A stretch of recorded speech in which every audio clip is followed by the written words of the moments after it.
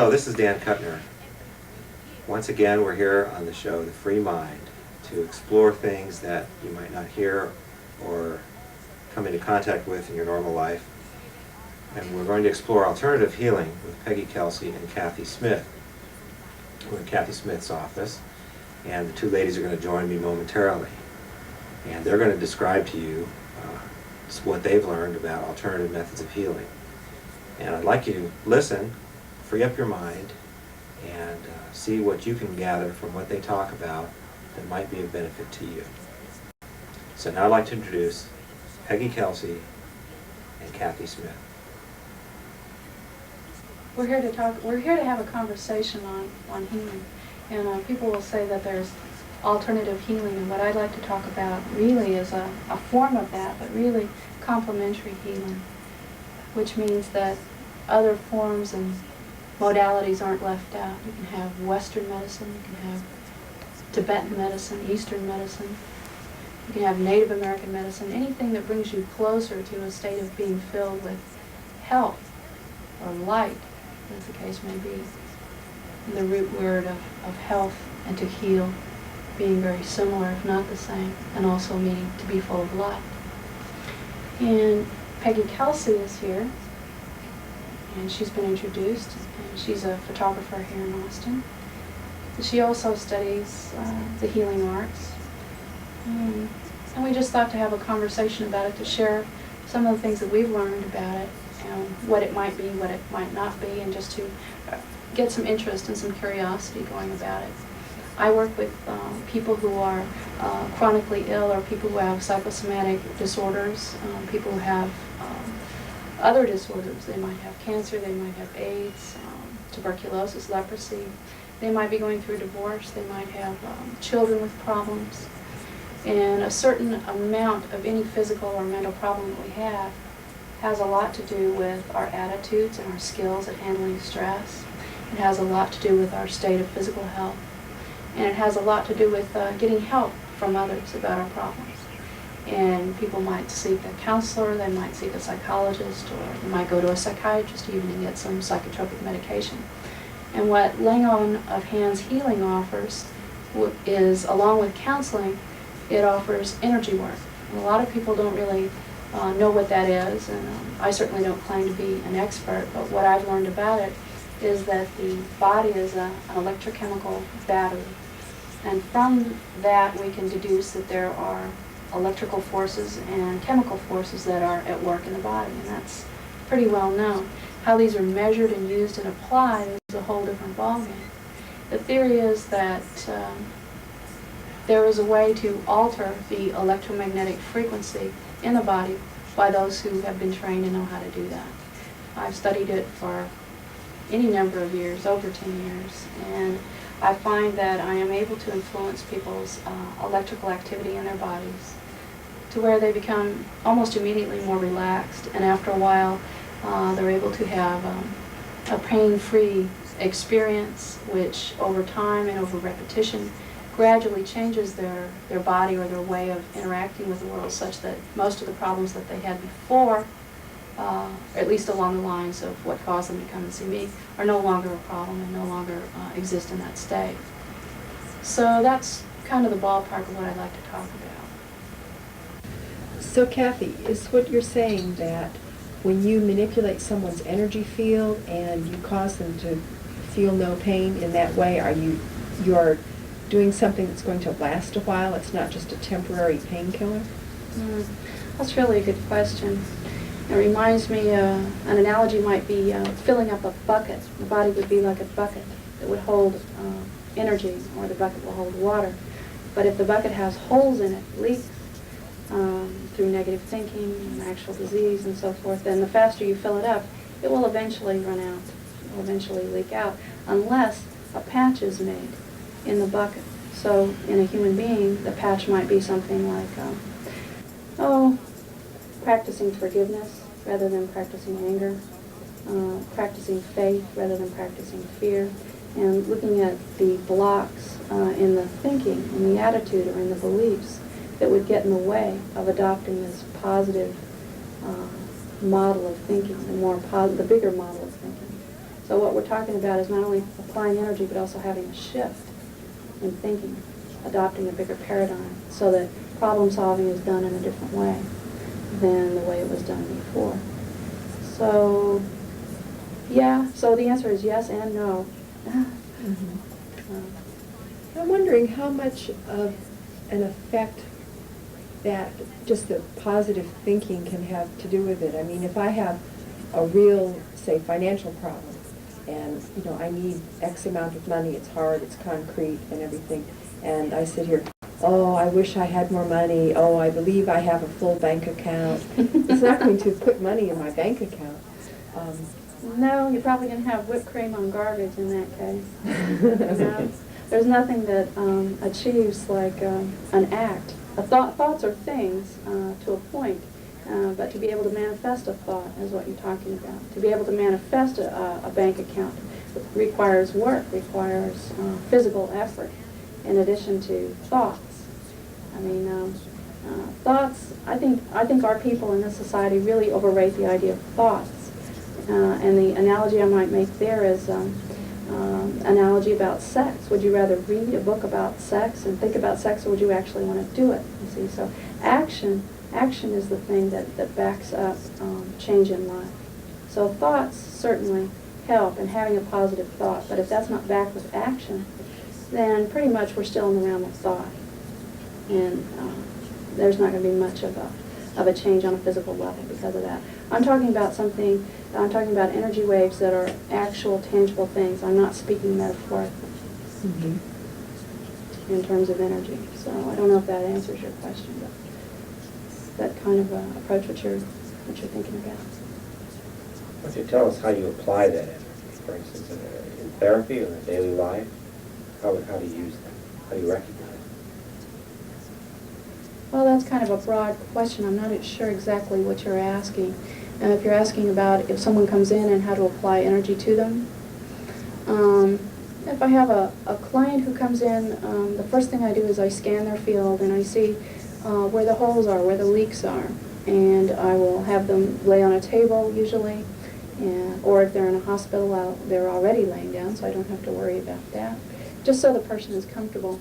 And I apply energy to the areas that are leaking. I try and plug those up, and I began talking to them. A lot of people don't understand and don't know because of the conscious and subconscious nature of our being as to why are they leaking?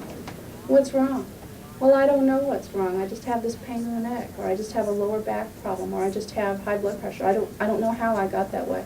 Well, you can't hold the conscious mind responsible for an unconscious or subconscious process. So the idea is to make a map to kind of help that person find out where their beliefs are leading them astray, if that is in fact happening, you know, and explore how they're living their lives that way and see what better decisions can be made. And a lot of times you can influence what's going on.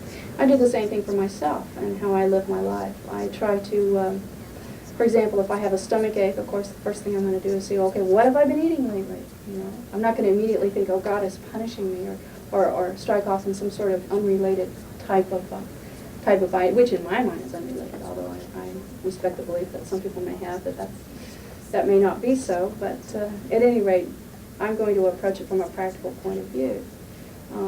The body is made of thoughts and energy patterns, and the food we eat, what we eat and what we think make what we are. And so I try to apply myself that way, my personal philosophy of living life. I'm not certain I got to everything that you're asking, but that's what kind of You got some comes of to it, me. and you went in some other interesting directions. I'm thinking someone who's watching this right now, what are some things, some hints, let's say, that you can give them about how to recognize some things in their life that they need to change, or some attitudes that they could adopt? Okay. Something of interest might be the difference between helping someone and rescuing someone. The distinction there would be, if you are helping someone, then you are also helped by that interaction. You feel good by helping them out. You feel good because you're needed, and they've been helped. On the other hand, if you spend your energy rescuing someone, it can be analogous to throwing yourself into the water to save a drowning person, in which you get pulled under instead of throwing a stick or a rope or a lifesaver to help them help themselves out. So anytime we find ourselves hanging out with people who pull us off our path, they take up too much of our time and energy, they talk about things we're not interested in, they treat us in ways that are less than respectful or honorable, continually stepping on our stay off the grass signs, so to speak. These are real signs and real messages for us to say, hey, wake up, pay attention. This is not on your path. This is not what you want to do with your life. And in which case, you need to make a decision. Hey, what you're doing is annoying to me. Is there some other action that you can do, or that we can talk about, or that we can adjust and negotiate? It brings up immediately the idea of communication. Immediately you have to begin to communicate to other people that A, you're not comfortable with what they're doing, and B, you recognize that and you'd like, in as gentle way as possible, to change that. Not to go around preaching and saying that, well, you must quit eating red meat and you must quit smoking, or I can't hang out with you. Because, on the other hand, if your spiritual practice or the way you live in life doesn't help you get along better with people, then it's certainly going to be of limited value. But, on the other hand, you can't have people taking advantage of you or feeling sapped at the end of the day because you've hung out with people who are not living in ways that are harmonious to you, not growth promoting in a positive sense. So that might be one big area about the difference between helping and rescuing, and who you invite into your life, what your boundaries are, and your ability to communicate what those boundaries are, things along those lines. So those are the kinds of things. Healthy boundaries have a lot to do with not only being able to communicate, but being able to understand yourself and what you want and don't want in your body. A virus, for example, is an opportunistic sort of disease, as is bacterial infection. So you can even make your life as a metaphor, so that if you're suffering from a viral infection, viruses are nothing but small bits of DNA, and in some cases DNA and RNA, that replicate within a host. So what we're talking about is a kind of consciousness that filters into the body. Illnesses can have a lot to do with teaching us about how we live in the world and how we interact in the world. And if we are not happy about that, then some decisions we can make alter that. It can change our way of thinking. So if we're not happy with some part of our life or some habit or thing about ourselves, what are some steps we can take to make changes? Can you be more specific about an example about what someone might not be happy with, and I can kind of maybe For add example, something. weight loss, for example, and suppose that I view myself as a fat person and I want to be thin, and how do I go about changing this? I can say I believe I'm thin, but I really don't. And how do you get down to changing beliefs that you really believe, but they may not be helpful? Well, each person is unique, and even though so many of us are overweight, and you're certainly not among them in the world, it can represent different things, different body boundaries, and it has a lot to do with the relationship to food. Food is comfort, food is avoidance. I'm not certain that we can possibly eat enough chocolate chip cookies to make up for a lack of love in life. And if we're eating out of loneliness and boredom, that solution is eventually going to wear itself out, if not ourselves as well, as we expand and our health goes downhill. So what we want to look at then is, this is a person who may need more interaction in life from other people, might need more of an exchange in life. This may be someone, on the other hand, who came from a terribly abused background, where they were physically or emotionally abused. And eating has a way of pulling us out of thinking about other problems and getting us into a physical state, so we can just kind of forget about worries and cares. It kind of might have almost an opiate type of effect on us, eating. So it depends on what the person is running away from or hiding from, or how their behaviors are actually maladaptive rather than adaptive. How they're not being there for themselves, how are they not supporting themselves, and why are they making that choice, and how does that help them? So that would be a place I would start. A lot of people don't have a clue as to how that happens, and if they don't, it's not helpful to keep questioning and keep prodding and then maybe even eventually blaming them for, oh, well, you just don't remember and you should try harder. And the whole idea, I think, is to not try harder, but to try differently. So that, for example, energy work would be that I would apply some energy and just see what the body has to say about the state that it's in. The body has an intelligence that's all its own, and it's very, very intelligent. It has an innocence to it that is separate from the intelligence known by the mind, or by the set of opinions and knowledge that we acquire and gather, which is again separate from how we feel and that kind of knowledge, which is separate from maybe some spiritual insight or guidance that we might also have. And we're very complex, and it's this interweaving that becomes separated so that we are no longer one, but we're just sort of a mismatched affair of broken and fragmented parts that it's hard to become harmonious when that happens. So I would work with energy work. You and I have worked with energy. And for people who haven't tried it, I really can't provide through this means any kind of physical sensation about healing. But since you have experienced that, could you talk a little bit about what it meant to you, or how you felt, or how it affected you? Well, it affects me different at different times, but my most recent experience that I had, it was on a day when I had some stressful activities ahead of me. And one way I deal with that is to ignore it and just go about my life, and it kind of eats away from my unconscious rather than my conscious mind. And when you began working on me, my denial kind of melted away, and I felt a lot of pain. You pressed in certain spots that were painful, and I felt confused, and I felt all these emotions stirred up. And that went on for several minutes, and then you did other things, most notably of which was to rub your hand over my forehead, and very suddenly I felt calm and relaxed. And it just went very deep very quickly, till I didn't know if I could move after a little while. But then I came out of it because you gave me the suggestion and the energy of having been more alert, and so I slowly kind of went back into normal consciousness, and I came out of it being more relaxed, more aware of my body and my feeling, and also more relaxed at a much deeper level than when I was relaxed on the surface and stressed underneath. Do you feel like it was sort of just a suggestion, or do you feel like there was something beyond words that took place? You didn't give me suggestions. Those were things that I just started feeling. Mm-hmm.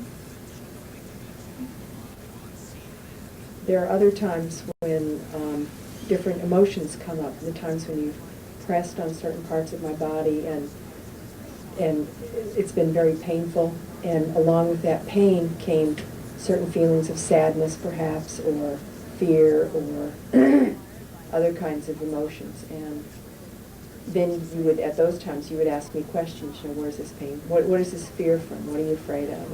And images would come into my mind that were of things that I was dealing with. And through just that association, I was able to, number one, realize what was going on, because I tend to not pay attention to painful things, and so they affect me, but I don't really realize that they are affecting me or how they are affecting me, and of course I can't deal with it if I'm pretending it's not there. So it brings it out in the open, in which case I can look at it, and through a series of questioning, well, you're afraid of this, but what if the worst happened? Well, it really wouldn't be all that bad. Your fear is really, it's a real fear, but it's not a fear of anything that's really real or really that's threatening. And so we were able to resolve it, and that carries over after, it did carry over after I left the office, quite significantly. So compared to a year or two back, or 3 or 4 years ago, or however long you care to go back, would you say that there's any influence that energy work or laying on of hands healing has had in a lasting sort of sense? Maybe on your thoughts, but maybe on your body, or anything along those lines? It's very hard to say specifically because I've been doing a lot of things differently since then Oh, in you have. addition to this, and it's hard to segment which things have had more of an effect. Did it have an influence of, did it in any way influence the different things that you were doing or create choices that might have brought those different things into your life? I think that in cases where I became aware of the fears and was able to look at them, I was able to deal with those situations in a more rational manner and a more relaxed manner. And when instances came up again and I realized that I was afraid or nervous about something, it helped me, without your help, right at that moment, but it helped me to say, wait a minute, this is a state that I'm in, and I don't have to be here. And it gave me a way to look at it, going back and asking more questions, well, what happens then? What happens then?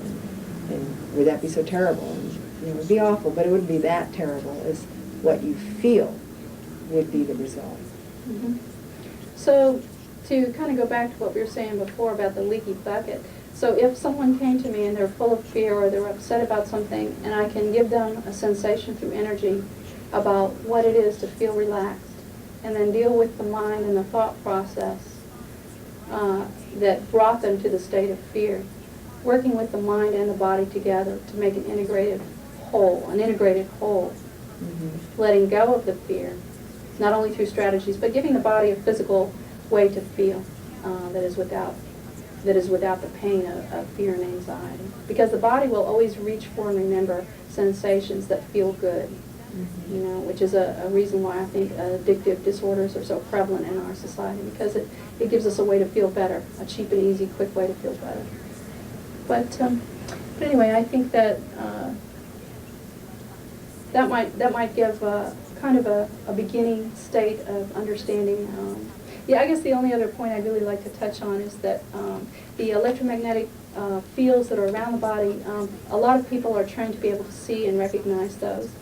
And they can read auras, they can talk about this kind of thing, but to the great vast majority who claim that they can't see auras, there's machinery that can be applied, an oscilloscope and an EEG, that will give waveforms, so that if a healer says, well, gee, your kidneys are leaking and you may need a little more yellow energy around your midsection here for a while to help that while you heal, and the oscilloscope will show the waveform, and we know that both color and sound travel in certain cycles per second, and it's a recognizable picture. A red waveform looks different from a white waveform that looks different from blue or purple or yellow or silver and so forth.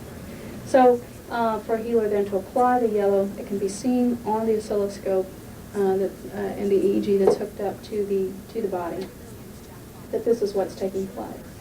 So I think that this energy medicine is on the front wave of what's going to happen in the near future. The other thing is the exciting work by Candace Pert, who's a researcher in neuropeptides and psychoneuroimmunology, which has to do with the idea that memories can be stored throughout the body, not just in the brain or wherever it is that we thought that they were stored previously. That it lends a whole new credence to the idea that you can touch an arm and elicit a memory, and that just really lends a lot of validity to what has been going on in psychotherapy for years and years, or even traditional medicine for years and years that hasn't been previously recognized. So I'd like to leave it on that thought and say that it's a new and exciting age we live in.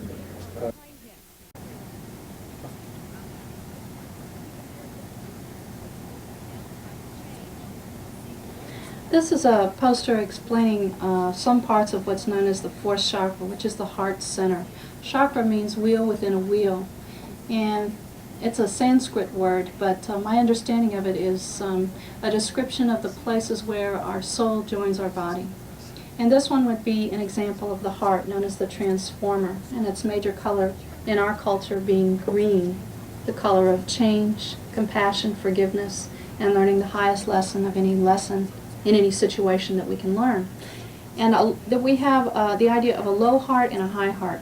Low-hearted people, they're good people, and you know, they get out there and water their neighbor's lawn, because if they don't and the lawn died, gee, they'd feel guilty, you know. So we've got service through guilt. We've got the idea of, oh, I have to bake the cake for Aunt Harriet, because if I don't, you know, then such and such happens and such happens. So you get the personality roles of the victim or the missionary, or even a patronizing person, or people who think that they can't succeed. If only I could be a chocolate cake instead of a vanilla wafer, I would be a wonderful person.